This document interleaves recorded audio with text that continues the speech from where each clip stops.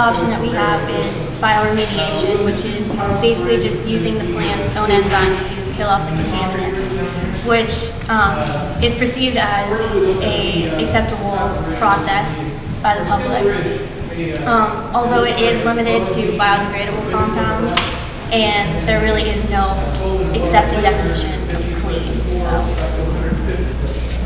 All right, and the next option is option D, if you're following along the poster, crossfade with log placement. Basically, as soon as we got this project, we're charged with it, the first thing we did is after touring, obviously, we sent an email out to Bob Mendel, the head of the Madisonville Community Council, and asking him basically what he wanted us. If we could have 3 goals out of this project, what were they? And his goal number 1 was if we could deepen the creek, maybe we can deepen it, double it, get the foot, anything we can do along that area. So as soon as we got back with that one, I'm kind of backing up a little bit to give you a little overview. As soon as we got that one back, we looked, it's just like, what feeds it? Do we have a reservoir we can open up a little bit further? Do we have anything else? No reservoir, it's just naturally fed from different areas. So the next option was, well, maybe we put a weir in someplace so that it's forced to slow the water down at some point. It all has to go over that. Well, we looked at case studies of weirs being placed in, in rivers, and with the sediment loading we're looking at here from the CSOs and from general runoff, that was just going to fill up, and the general time filling it up was like, from 5 to 15 years depending on sediment loading. So that's not a sustainable solution whatsoever. That would deepen the creek instantaneously the day we do it, but at the same time it wouldn't actually be a sustainable solution and kind of create more problems than it was worth, we'll put that way. And so then we basically went back to him and said, well, what do you want? Why did you want to deepen the creek by a foot or double it? And he said basically that he wanted a little more wildlife, and he wanted people to have more interaction with it, but specifically the wildlife. And he specifically said ducks, being that it's Duck Creek. And so then we started looking at new ways or different ways of getting change the name. It's the engineering approach. So then we started looking at different ways to get a deeper pool and to get a mixing pool, and we looked at what we needed to have fish and ducks. Basically, they needed. You're not helping me here. Basically, we needed a change in velocity area, and we needed some scouring of the bottom that we could have a deeper pool area.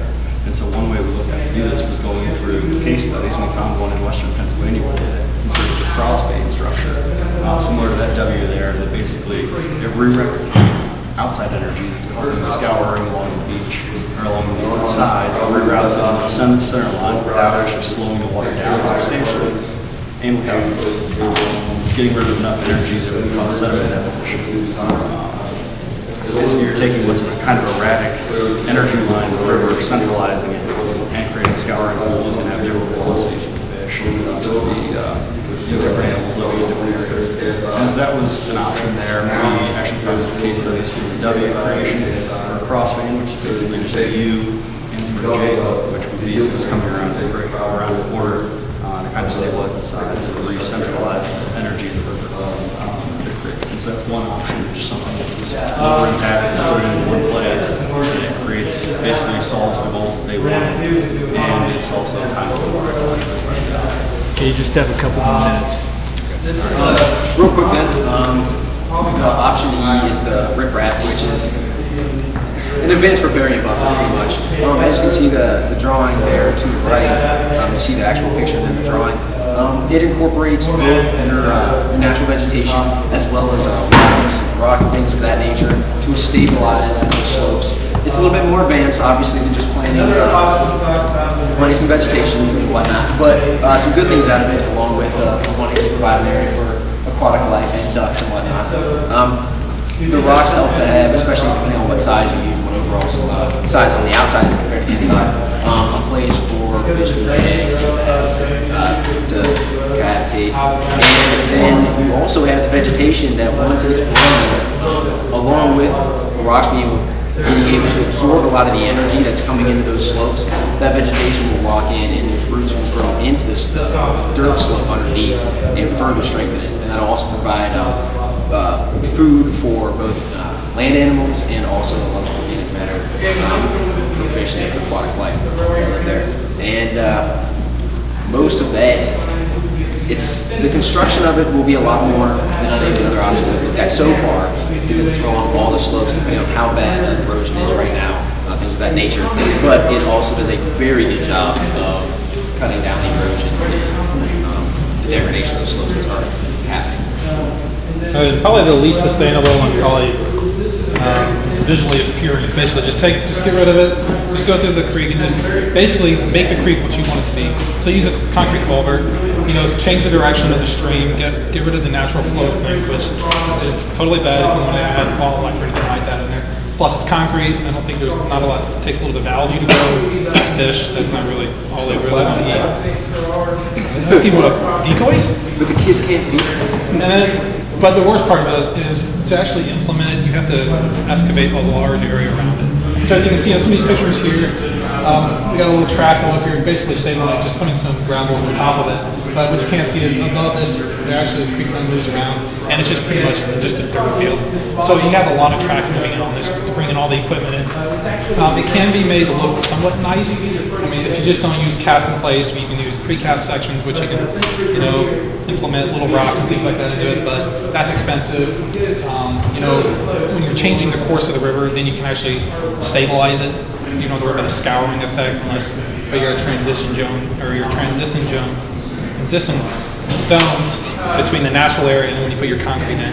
That's where your issues are going to be. Essentially, you would turn it into the Los Angeles River if you really want to do that, which is not really good for, like everybody's been saying here, bringing people to the creek, bringing people to all the parks, like that. Since you just have a big concrete, ugly-looking thing to look at. And last but not out of the question is using the creek as a focal point and creating housing redevelopment.